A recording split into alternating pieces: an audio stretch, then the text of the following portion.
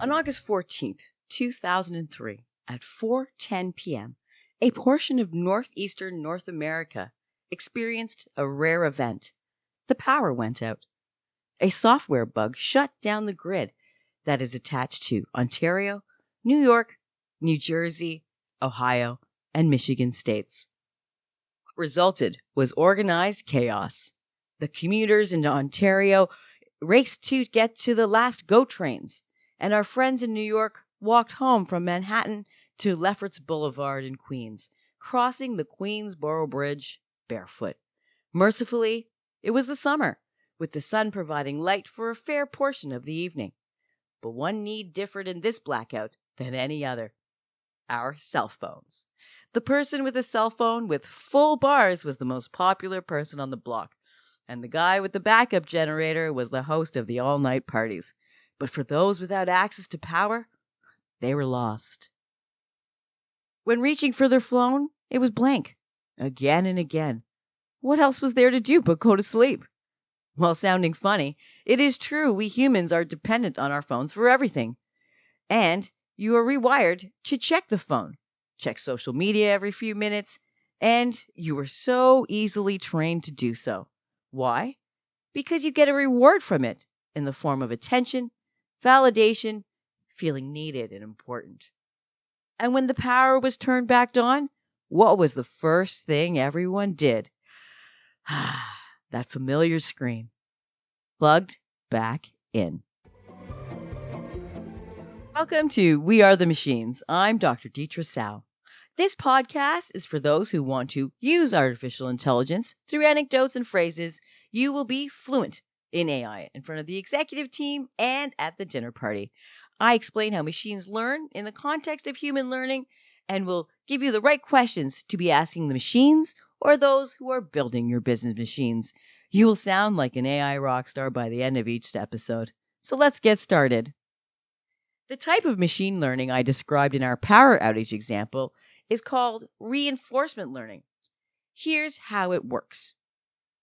And I'll give you an example from a human. Think about when you are throwing a ball.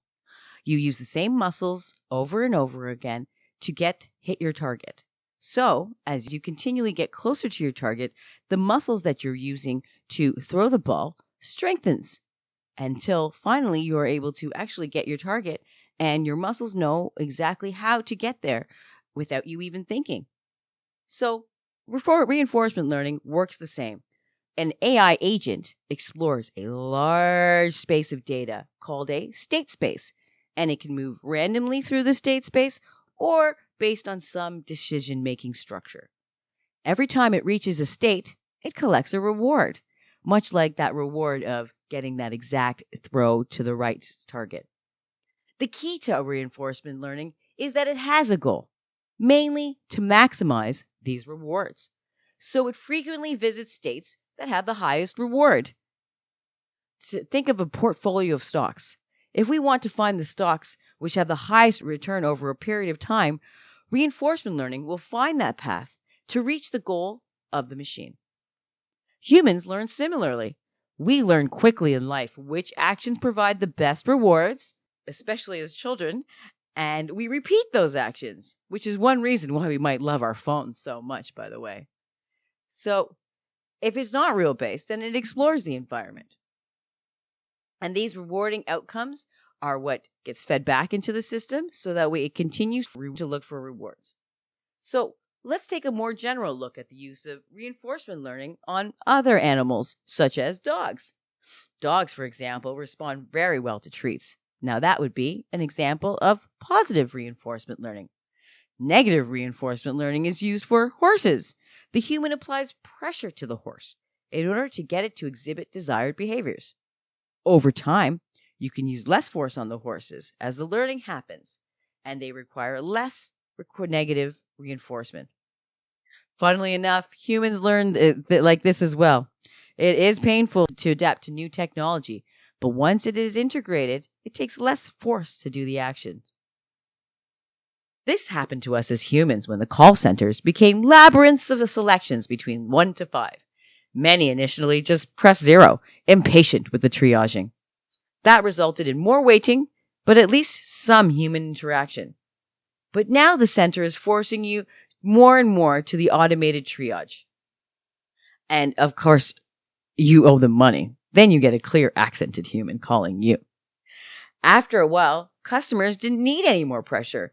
Now we are fully conditioned to expect the automated triage and even know how to navigate it.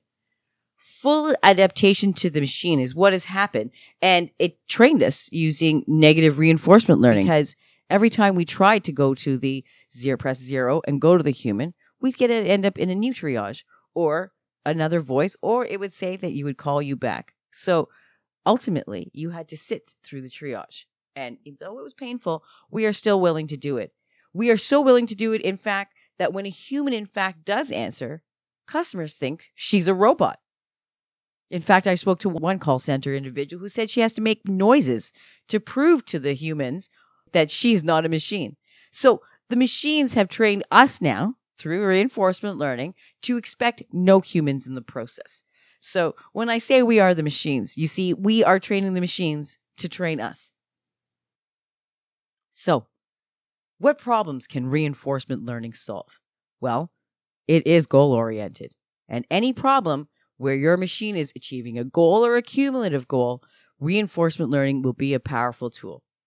So, as I mentioned, portfolio of stock reinforcement is really, really a good one, because it's searching the entire investment universe or a path that achieves optimal returns. It also works in other ways. If the goal of the system is to find the cumulative score reflecting heart disease, the machine will find the pathology between samples of humans that would lead to heart disease.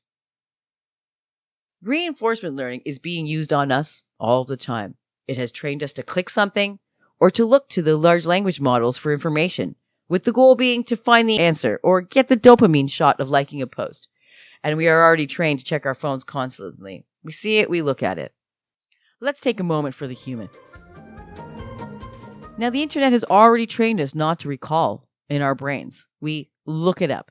Unconsciously or consciously, we have reinforced the behavior to not remember or recall, anything. Is it possible to take one moment to think, in the spirit of training your mind, to recall where, when, who, what, before looking it up? Creating that space between the human and the machine, however temporary, will reinforce your ability to think, for you, the human, to think. We'll see you next time on We Are the Machines. I'm Dr. Deitra Sawh.